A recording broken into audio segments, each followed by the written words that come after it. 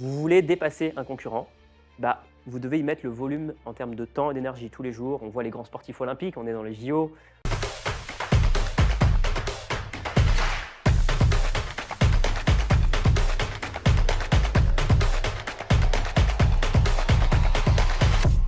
Parlons business et aujourd'hui, on va parler d'accompagnement à la croissance des entreprises. Comment générer plus de chiffre d'affaires?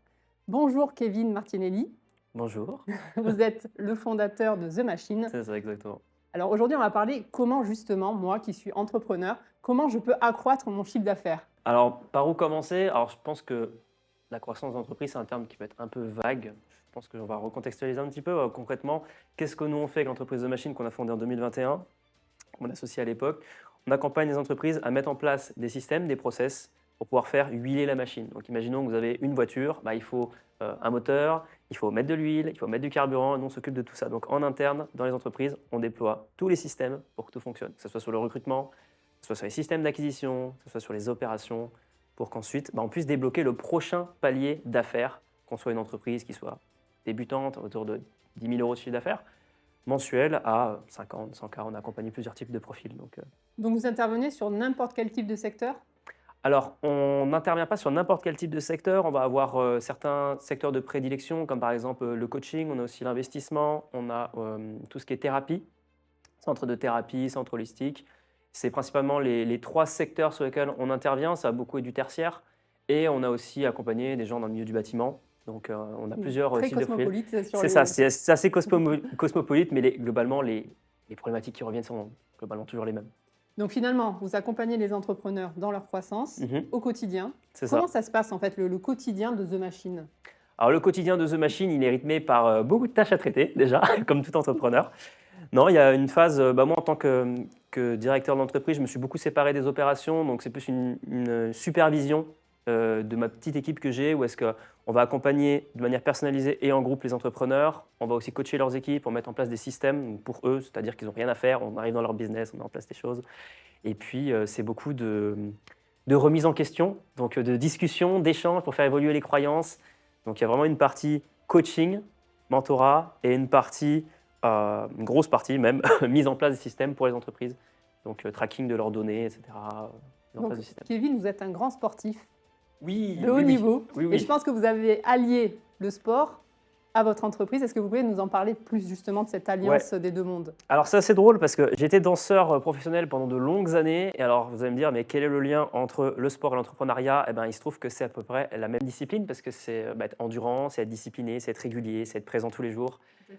Donc, je pense que voilà, j'apprends rien là-dessus. Et j'ai fait de la danse avec le collectif La Horde. Je les salue, donc s'ils voient cette interview. Et donc, voilà, profil de danseur, tous les jours s'entraîner. Donc, ce lien entre la discipline, la régularité, la remise en question, le dépassement de soi, on le voit au quotidien dans les entreprises, que ce soit chez nous ou chez nos partenaires. Et c'était un chemin naturel pour moi d'évoluer de la danse à l'entrepreneuriat. Ça faisait sens, c'était la même dynamique. Finalement, vous portez des valeurs dans The Machine. Quelles Mhm. sont-elles? Alors, il y a de nombreuses valeurs. Je vais essayer d'être concis. Principalement, nous, on est axé sur l'ambition, le respect, le bien-être et l'humour, parce qu'on est une équipe qui a un très bon sens de l'humour. D'ailleurs, ce qu'aiment beaucoup aussi nos clients, c'est qu'on peut être extrêmement sérieux, très rationnel et être très efficace, mais toujours avoir cette pointe d'humour qui, je pense, se perd parfois dans certaines interactions en B2B, où est-ce qu'on peut être assez rigide. Et c'est quelque chose que j'ai envie de porter, que je véhicule aussi dans ma manière d'être.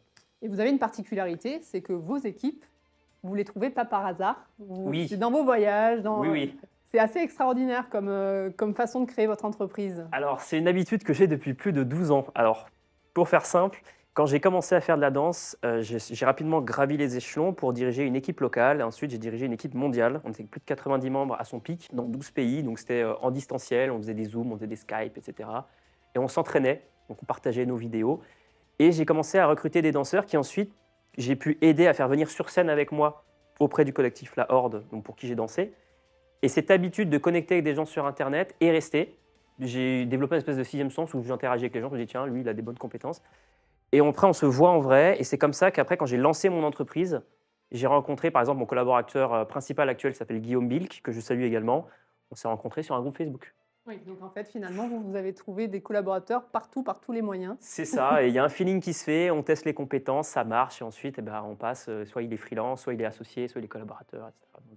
Donc parlons business et parlons finalement de The Machine. En Ouais. général, si on rentre dans les spécificités, Mhm. vous parlez de hasard. Il n'y a Mhm. pas de hasard. On est Exactement. plutôt sur le volume. Est-ce que vous pouvez nous en dire plus? Alors, moi, je suis un grand fan de deux personnes aux États-Unis, donc Serge Gattari et Alex Hormozy, et ils véhiculent quelque chose que j'ai repris pour moi-même, c'est la notion de volume. C'est-à-dire que, par exemple, je prends l'exemple très concret de la danse, euh, vous voulez dépasser un concurrent, bah, vous devez y mettre le volume en termes de temps et d'énergie tous les jours. On voit les grands sportifs olympiques, on est dans les JO tous les jours, par exemple les gens en natation, un entraînement le matin très tôt, un entraînement à midi, un entraînement le soir. Donc c'est ce volume et cette régularité qui annule le manque de chance de « Ah, j'aurais pu battre mon concurrent ». Et en fait, si j'avais mis le volume et la régularité, si j'avais fait x10 sur mon volume, peut-être que j'aurais fait x10 sur mes résultats. Donc cette notion de volume, elle est centrale dans tout ce qu'on fait pour nos clients parce que quand on déploie quelque chose chez nos clients, le but c'est d'augmenter ce volume parce qu'on sait que ça va annuler leur manque de chance ou les voilà, j'ai un petit problème, je ne connais pas bien mon avatar, etc. Mon client, hop, le volume de toute manière nous permet d'itérer et de trouver des solutions. Et finalement, vous avez deux autres règles dans The Machine. Ouais. Quelles sont-elles? Alors oui, parce que c'est pas la seule règle. Je pense que on peut pas contrôler ce qu'on ne mesure pas. Donc j'avais une habitude en danse également, c'est que je mesurais mes performances, j'avais des statistiques, bon, sur un profil rationnel. Et on a répliqué ça dans le business. Donc, quand on a des clients qui viennent chez nous, on a une phase d'audit et on demande leurs chiffres, on prend un temps pour pouvoir regarder les statistiques de leur entreprise et se dire OK, si je laisse les émotions de côté, rationnellement, est-ce que j'ai eu tant de clients ce mois-ci? Est-ce que j'ai été profitable? Quelles sont mes marges? Quels sont mes coûts? Mon coût d'acquisition d'un client? Bref, toutes les statistiques. Donc, il y a cette vision, cette deuxième croyance qu'on véhicule qui est le besoin de traquer. Et la troisième croyance que nous, on véhicule, ça va être l'effet de levier. Donc l'effet de levier, exemple, on est aujourd'hui sur ce plateau, ce contenu qui est enregistré, il est visible par des dizaines de milliers de personnes, je n'ai pas besoin d'aller interagir avec elles une à une. Donc c'est cet effet de levier que doivent mettre en place les entreprises pour se délester et racheter leur temps d'une certaine manière. Donc il y a une espèce d'alliance entre l'acquisition des clients, où on passe ça. du temps à acquérir avec des campagnes marketing, C'est ça. de tout ce qui est sales, enfin vente, C'est et ça. il y a toute la notoriété où ça. on s'assoit dessus pour justement grandir en tant qu'entreprise. C'est ça, et c'est comme dans l'investissement, vous faites des intérêts composés sur tout ce que vous avez construit. Si vous vous mettez sur Internet, sur YouTube, vous faites des campagnes d'emailing, toutes les interactions que vous faites et le volume, si vous traquez également les statistiques de ces campagnes-là, vous allez créer un effet de levier sur le long terme, parce que vous allez compounder, c'est le terme en anglais, vos intérêts des précédentes actions que vous avez faites.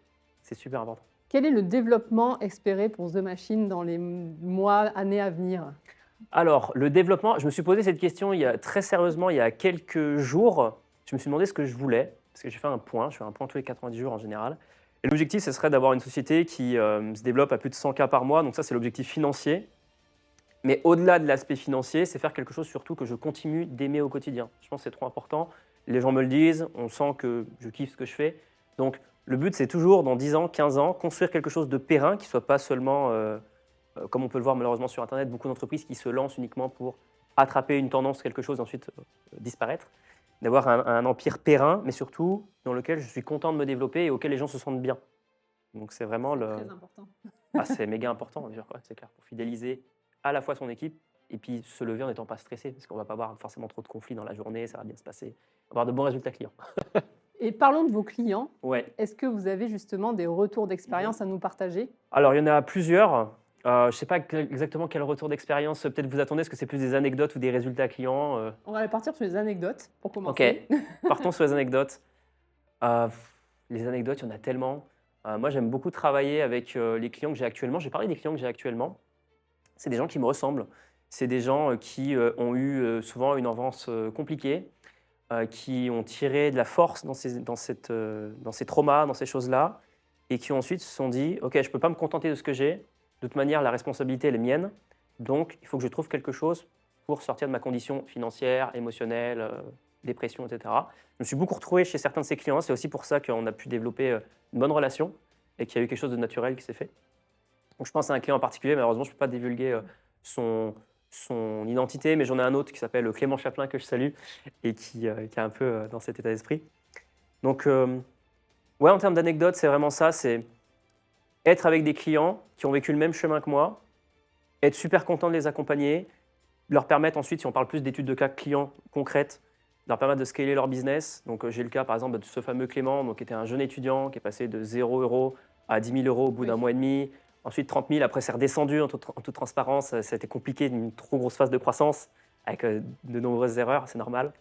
On a eu un client, Romain Mastrovito, que je salue, qui a été mon coach également, qui là a fait un pic à 70 000 €. Donc lui, on lui a fait le déploiement de tous ses systèmes en interne. Donc plein de profils qui au final sont hyper satisfaisants de travailler avec parce qu'on a beaucoup de points communs sur nos expériences vécues. Merci infiniment, Kevin.